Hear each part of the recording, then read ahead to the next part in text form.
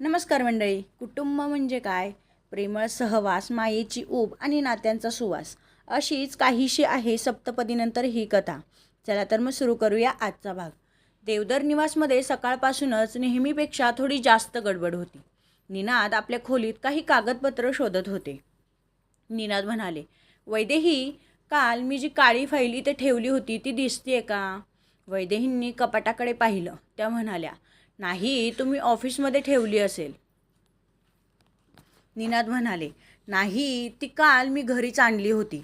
इतक्यात ओंकार आतमध्ये आला. तो म्हणाला, बाबा, कोणती फाईल? निनाद म्हणाले, देवदर ग्रुपच्या नवीन प्रोजेक्टची. ओंकारने लगेच गंभीर चेहरा केला. ओंकार म्हणाला, मग ती खूपच महत्त्वाची आहे. निनाद म्हणाले, हो, म्हणूनच तर शोधतोय. तेवढ्यात रेवा आतमध्ये आली. ती म्हणाली, काय हरवलं आहे? ओंकार म्हणाला, बाबांची फाईल. रेवाने क्षणभर विचार केला. रेवा म्हणाली, काल बाबा हॉलमध्ये बसले होते. निनाद लगेच हॉलमध्ये गेले, पण फाईल तिथेही नव्हती. अथर्व तिथे आला. तो म्हणाला, काय रे, काय चाललंय? रेवाने सांगितलं, फाईल हरवली आहे. अथर्व म्हणाला, मग शोधा ना. ओंकार मध्येच म्हणाला, आम्ही तेच करतोय. अथर्व म्हणाला, मग मला का सांगताय? ओंकारने त्याच्याकडे पाहिलं. तो म्हणाला, तू घरात आहेस म्हणून. अथर्वने कपाळावर हात ठेवला. तो म्हणाला, वा, किती मोठी जबाबदारी. सगळेच हसू लागले, पण निनाद मात्र चांगलेच काळजीत पडले होते. दुसरीकडे सायली आईसोबत बाजारात आली होती. सवितांना काही घरगुती सामान घ्यायचं होतं. सायली एका दुकानाबाहेर थांबली. तिची नजर दुकानाच्या काउंटरवर ठेवलेल्या काळ्या फाईलकडे गेली. फाईलवर मोठ्या अक्षरात लिहिलं होतं, देवधर ग्रुप. सायली क्षणभर थांबली. तिने दुकानदाराकडे पाहिलं. ती म्हणाली, ही फाईल तुमच्याकडे कुठून आली? दुकानदाराने ती फाईल उचलली. तो म्हणाला, एक माणूस काल काही सामानासोबत ही ठेवून गेला, पण परत घ्यायला आलाच नाही. सायलीने त्या फाईलकडे पाहिलं. ती म्हणाली, ही खूपच महत्त्वाची दिसते. दुकानदार म्हणाला, हो, मलाही तसंच वाटतंय, पण कोणाची आहे तेच कळत नाही. सायलीने ती फाईल हातात घेतली. तिने ती उघडली नाही, फक्त बाहेरचं नाव पाहिलं. सायली म्हणाली, मी ही फाईल योग्य व्यक्तीपर्यंत पोहोचवते. सवितांनी तिच्याकडे पाहिलं. त्या म्हणाल्या, तुला त्या व्यक्तीविषयी माहीत आहे का? सायली म्हणाली, आई, आपण परवा ज्यांच्या घरी माझ्यावर औषधोपचार घेण्यासाठी गेलो होतो, ही त्यांच्याच कंपनीची आहे. यावर देवदर ग्रुप असं लिहिलंय, हे बघा. सायलीच्या मनात यमुनाताईंचा चेहरा आला. देवदर निवासमध्ये फाईलचा शोध अजूनही सुरूच होता. निनादांनी ईशानला फोन केला. ते म्हणाले, ईशान, ती फाईल तुझ्याकडे आहे का? ईशान म्हणाला, नाही बाबा, माझ्याकडे नाही. निनाद म्हणाले, ठीक आहे, पण पुन्हा एकदा ऑफिसमध्ये तपास. ईशानने होकार दिला. फोन ठेवताच ईशानच्या चेहऱ्यावर चिंता दिसली. सायलीने फाईल घरी आणली. ती टेबलवर ठेवून आईकडे पाहत म्हणाली, आई, मी त्यांना फोन करते. सवितांनी मान हलवली. सायलीने ईशानचा नंबर शोधला. काही क्षण ती थांबली. सायली स्वतःशीच म्हणाली, फोन निनाद सरांना करावा की ईशानला? शेवटी तिने ईशानलाच फोन केला. फोन वाजला. ईशानने तो उचलला. हॅलो, सायली म्हणाली. ईशान, मी सायली बोलते. ईशान क्षणभर शांत झाला. मग म्हणाला, हो, बोला. सायली म्हणाली, तुमच्या ऑफिसची एक फाईल माझ्याकडे आहे. ईशान लगेच गंभीर झाला. तो म्हणाला, कुठली फाईल? सायली म्हणाली, त्यावर देवदर ग्रुप असं लिहिलं आहे आणि काळ्या कलरची आहे. ईशानच्या चेहऱ्यावर आश्चर्य उमटलं. तो म्हणाला, ती फाईल तुम्हाला कुठे मिळाली? सायलीने सगळी माहिती सांगितली. ईशान म्हणाला, तुम्ही ती उघडली? सायलीचा आवाज थोडा कठोर झाला. ती म्हणाली, नाही. ईशानने लगेच विचारलं, पण का? सायली म्हणाली, कारण ती माझी नव्हती. ईशान काही क्षण गप्प राहिला. सायली पुढे म्हणाली, मला फक्त एवढंच वाटलं की ही योग्य व्यक्तीपर्यंत पोहोचवायला हवी. ईशानच्या चेहऱ्यावर हलकंसं हसू आलं. तो म्हणाला, तुम्ही ती जशीच्या तशी ठेवलीत? सायली म्हणाली, हो. ईशान लगेच तिला थँक्यू म्हणाला. सायलीने सहज उत्तर दिलं, त्याची गरज नाही. वस्तू योग्य मालकापर्यंत पोहोचवणं ही खूप साधी गोष्ट आहे. ईशानला पुन्हा एकदा तिच्या विचार करण्याच्या पद्धतीचं कौतुक वाटलं. ईशानने लगेच घरात फोन करून फाईल सापडल्याचं सांगितलं. निनादांनी सुटकेचा श्वास सोडला. काही वेळातच ईशान घरी पोहोचला. निनाद म्हणाले. कुठे होती? ईशान काही बोलणार इतक्यात यमुनाताईंनी विचारलं. सायलीकडे तर नाही ना? ईशानने आश्चर्याने त्यांच्याकडे पाहिलं. तो म्हणाला, हो, पण आजी तुम्हाला कसं कळलं? यमुनाताईंच्या चेहऱ्यावर हसू आलं. त्या म्हणाल्या, अरे मी फक्त अंदाज बांधला आणि तो खरा निघाला, एवढंच. यमुनाताई पुढे म्हणाल्या, पण यावेळी तिला फक्त धन्यवाद म्हणणं पुरेसं नाही. वैदेही यांनीही मान हलवली. त्या म्हणाल्या, बरोबर आहे. निनादांनी विचारलं, मग काय करायचं? यमुनाताईंनी शांतपणे उत्तर दिलं. त्या म्हणाल्या, आपण तिच्या घरी जाऊन तिला भेटू आणि आभार मानू. ईशानने त्यांच्याकडे पाहिलं. तो म्हणाला, आजी असं अचानक? यमुनाताई म्हणाल्या, कधीकधी आभार मानण्यासाठी निमित्त लागत नाही. सायलीच्या घरी मात्र वेगळीच तयारी सुरू होती. सवितांनी कपाटातून काही कपडे बाहेर काढले होते. सायलीने ते पाहिलं. ती म्हणाली, आई एवढी तयारी कशासाठी? सविता थोड्या हसल्या. त्या म्हणाल्या, शनिवारी येणारे पाहुणे लक्षात आहेत ना? सायली काही क्षण शांत झाली. मग तिने हळूच मान हलवली. सायली म्हणाली, हो. सविता कपडे आवरत असतानाच दाराची बेल वाजली. सायलीने दार उघडलं. समोर देवदर कुटुंबातील काही जण उभे होते. सायलीच्या चेहऱ्यावर आश्चर्य उमटलं. यमुनाताई हसत उभ्या होत्या. त्या म्हणाल्या, अगं, आम्ही अचानक आलो म्हणून रागावू नकोस. सायली काही बोलणार तेवढ्यात सविता मागून बाहेर आल्या. समोरचं दृश्य पाहून त्याही क्षणभर स्तब्ध झाल्या आणि घराच्या आत शनिवारी येणाऱ्या स्थळासाठी ठेवलेली फाईल टेबलवर उघडीच होती. आता सायलीच्या आयुष्यात 2 वेगळे प्रवास एकाच दारातून आत येण्याच्या तयारीत होते. दारात यमुनाताईंना पाहून सायली काही क्षण स्तब्ध झाली. तिच्या मागे वैदेही, निनाद, ईशान, ओंकार, रेवा आणि अथर्वही उभे होते. सायलीने सगळ्यांकडे पाहिलं. ती म्हणाली, आजी तुम्ही सगळे? यमुनाताईंनी हसत तिच्या डोक्यावरून हात फिरवला. त्या म्हणाल्या, हो बाळा, तू आमच्यासाठी जे केलंस ते, आणि आज ही फाईल परत केलीस त्यासाठी फक्त फोनवर धन्यवाद म्हणणं मला योग्य वाटलं नाही. सविता पुढे आल्या. त्या म्हणाल्या, या ना, आत या. देवदर कुटुंब घरात आलं. सायली मात्र थोडी संकोचलेली होती. तिला अजूनही या सगळ्यांशी तितकी ओळख नव्हती. ओंकारने आजूबाजूला पाहिलं. तो म्हणाला, तुमचं घर खूपच छान आहे. सायली हसली. ती म्हणाली, धन्यवाद.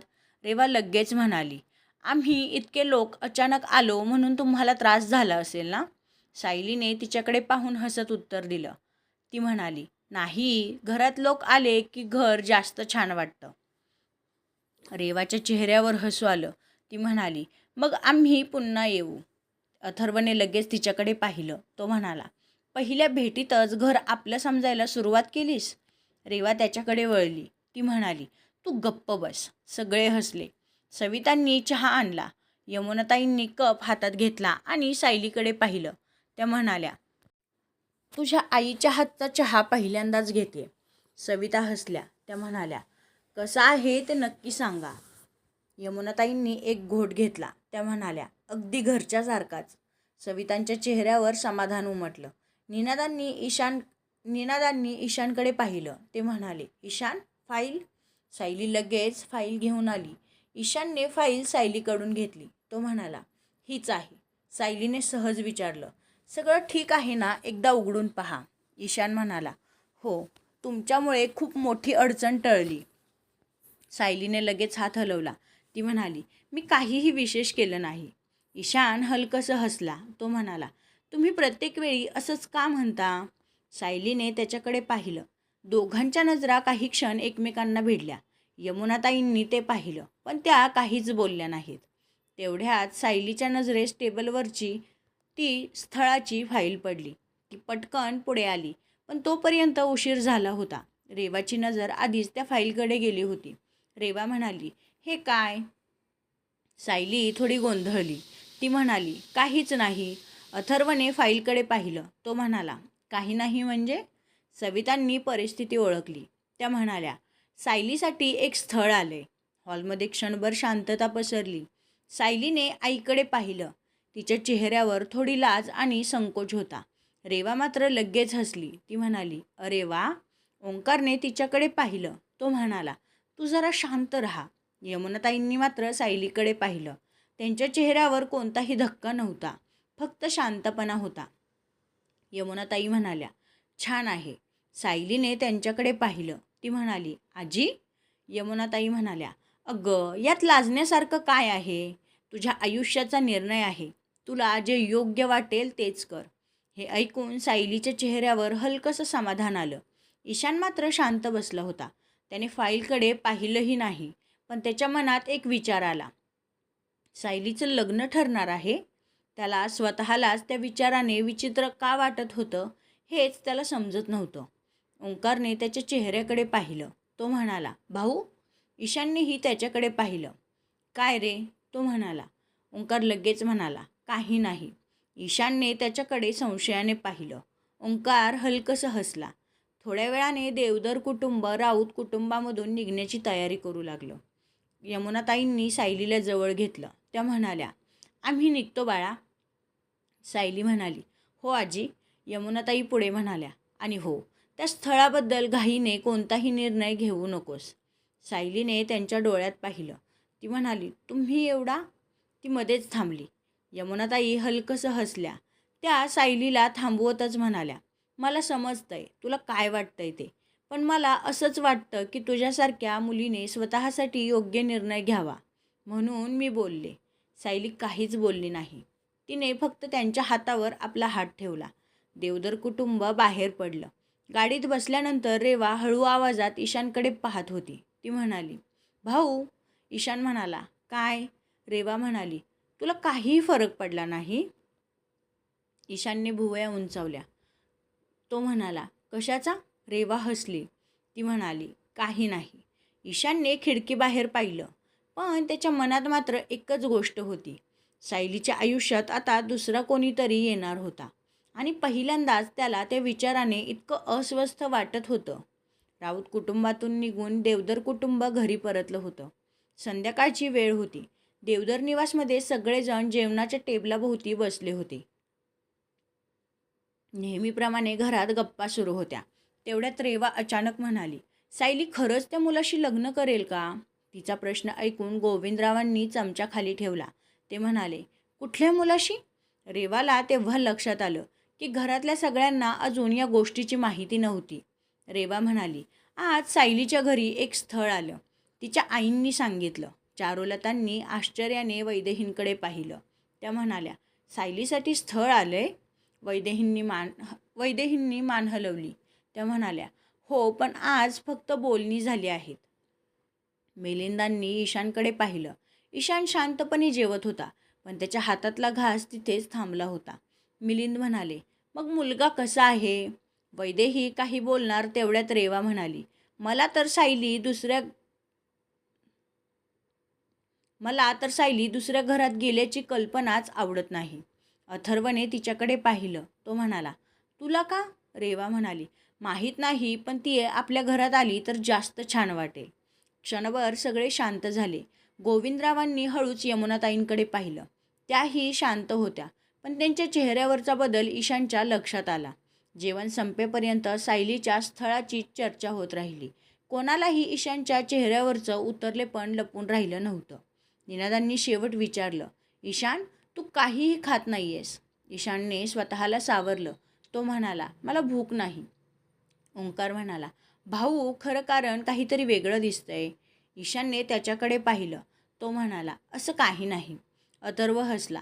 तो म्हणाला, आजकाल घरात काही नाही या 2 शब्दांचा वापर खूपच वाढलाय.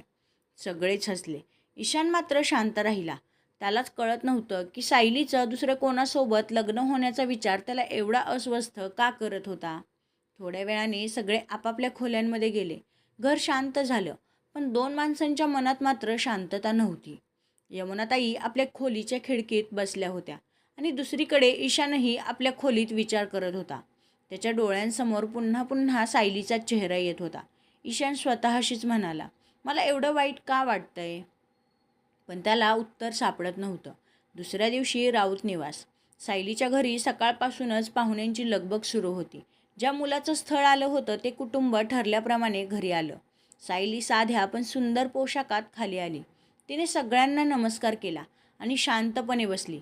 सुरुवातीला गप्पा अगदी व्यवस्थित झाल्या. मुलगा, नोकरी, घर, भविष्यातील योजना याबद्दल बोलत होता. सायली लक्षपूर्वक सगळं ऐकत होती. मग तिने काही प्रश्न विचारायला सुरुवात केली. सायली म्हणाली, तुमच्या मते लग्नानंतर मुलीने नोकरी करावी की नाही? मुलगा अगदी सहज म्हणाला, नोकरी करायची असेल तर करू शकते, पण लग्नानंतर घराला पहिलं प्राधान्य असायला हवं. सायली शांत झाली. तिने पुन्हा विचारलं, आणि घरात एखादा निर्णय माझ्या मताविरुद्ध असेल तर? मुलाने काही क्षण विचार केला. तो म्हणाला, घरात मोठी माणसं असतात, त्यांचं ऐकावं लागतं. सायलीच्या चेहऱ्यावरचं हसू नाहीसं झालं. तिने शेवटचा प्रश्न विचारला. ती म्हणाली, म्हणजे लग्नानंतर तुमच्या आयुष्यात माझं मत किती महत्त्वाचं असेल? मुलगा हसत म्हणाला, तुम्ही एवढं सगळं आधीच ठरवणार असाल तर संसार कसा चालेल? त्या एका वाक्यानंतर सायलीने निर्णय घेतला. काही वेळाने पाहुणे निघून गेले. सविता तिच्या जवळ आल्या. त्या म्हणाल्या, काय वाटतं? सायलीने आईचा हात हातात घेतला. ती म्हणाली, नाही आई. सविता म्हणाल्या, खात्री आहे? सायलीने शांतपणे मान हलवली. सायली म्हणाली, मला असा संसार नकोय जिथे माझं मत ऐकण्यासाठी मला परवानगी घ्यावी लागेल. सवितांनी तिच्या डोक्यावरून हात फिरवला. त्या म्हणाल्या, ठीक आहे, तुझा निर्णय आम्हाला मान्य आहे. सायलीच्या चेहऱ्यावर समाधान उमटलं. त्याच रात्री देवदर निवासमध्ये यमुनाताईंनी सगळ्यांना हॉलमध्ये बोलावून घेतलं. निनाद, वैदेही, गोविंदराव, चारुलता, मिलिंद, ईशान, ओंकार, रेवा आणि अथर्व सगळे एकत्र आले. सगळे त्यांच्याकडेच पाहत होते. निनाद म्हणाले, आई, एवढ्या रात्री सगळ्यांना का बोलावलं? यमुनाताईंनी काही क्षण सगळ्यांकडे पाहिलं. मग शांत पण ठाम आवाजात म्हणाल्या. त्या म्हणाल्या, कारण आता उशीर करण्याची गरज नाही. सगळे शांत झाले. यमुनाताई म्हणाल्या, आपल्या मनात सायलीसाठी जो विचार आहे तो आता फक्त आपल्या घरापुरता ठेवायचा नाही. ईशानने त्यांच्याकडे पाहिलं. यमुनाताई पुढे म्हणाल्या, आपण उद्याच राऊतांच्या घरी जाणार आहोत. गोविंदरावांच्या चेहऱ्यावर हसू उमटलं. चारुलता आणि मिलिंद एकमेकांकडे पाहून आनंदले. वैदेहींच्या चेहऱ्यावरही समाधान होतं. निनादांनी हळूच ईशानकडे पाहिलं. ईशान शांत बसला होता. यमुनाताईंनी त्याच्याकडे पाहिलं. त्या म्हणाल्या, पण त्याआधी मला तुझं मत हवंय ईशान. हॉलमध्ये शांतता पसरली. ईशानने सगळ्यांकडे पाहिलं. त्याच्या चेहऱ्यावर पहिल्यांदाच संकोच नव्हता. तो काही बोलण्याआधीच रेवाच्या चेहऱ्यावर हसू आलं. ओंकारने नजर खाली केली. अथर्वने हलकसं हसत मान हलवली, कारण ईशानच्या डोळ्यांनी त्याचं उत्तर आधीच दिलं होतं. ईशानने शेवटी शांतपणे मान खाली घातली. तो म्हणाला, मला सायली योग्य वाटते. यमुनाताईंच्या चेहऱ्यावर समाधान पसरलं. त्या म्हणाल्या, मग ठरलं. निनाद म्हणाले, उद्या आपण सगळे राऊतांच्या घरी जाणार आहोत. गोविंदरावांनी हसत हात जोडले. ते म्हणाले, आणि यावेळी फक्त धन्यवाद म्हणायला नाही. चारुलता हसल्या. त्या म्हणाल्या, अगदी रूढी परंपरेनुसार मागणी घालायला. हॉलमध्ये आनंदाची लहर पसरली. रेवा उत्साहाने म्हणाली, म्हणजे सायली आता खरंच आपल्या घरात येणार? यमुनाताईंनी तिच्याकडे पाहून हसत उत्तर दिलं. त्या म्हणाल्या, ते तिच्या होकारावर अवलंबून असेल. ईशानच्या चेहऱ्यावर हलकंसं हसू उमटलं, पण त्याच्या मनात एकच विचार होता. उद्या तो सायलीसमोर फक्त देवदर घरचा मुलगा म्हणून नाही, तर तिच्या आयुष्याचा साथीदार होण्याची इच्छा घेऊन उभा राहणार होता. पाहूया सायली आपल्या ईशानला होकार देते की नाही. तर मित्रांनो, आपला आजचा भाग इथेच संपत आहे. हा भाग तुम्हाला कसा वाटला हे मला कमेंट करून नक्की सांगा. त्याचबरोबर स्टोरी आवडत असेल तर आपल्या चॅनेलला लाईक, शेअर आणि सबस्क्राईब करायला अजिबात विसरू नका. चला तर मग भेटूया अशाच एका नवीन भागासोबत. तोपर्यंत बाय बाय.